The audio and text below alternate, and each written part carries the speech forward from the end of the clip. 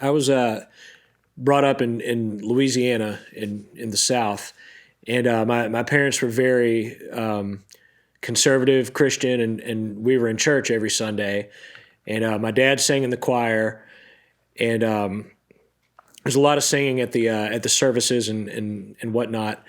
And so for as long as I can remember, that's probably the earliest memory is church music, choir stuff.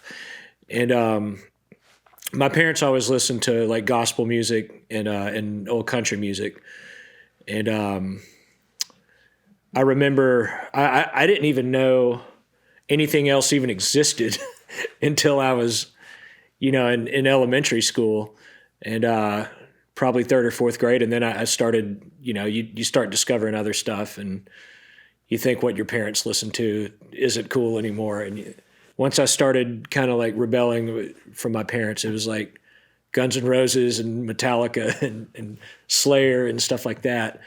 And but then I got a little bit older, and I discovered artists that like Graham Parsons and Uncle Tupelo and Jay Farrar and Jeff Tweedy and Sunvolt and Wilco and these. It was like these country-ish artists, but they were still rock and roll enough to where at the time I was like, oh, this is acceptable. I can do this. It's not the twangy, stuff that my parents listened to. But eventually that brought me back to like the twangy stuff that my parents listened to. And now that's it makes up a lot of what I listen to now.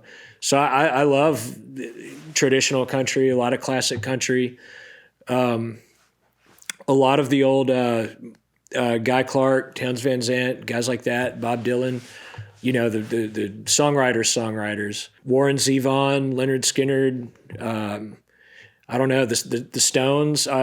It'd probably be easier to tell you what I don't like. I like rap, and I listen to some pop music too, and I'm kind of all over the place. But yeah, right now I still listen to all that stuff.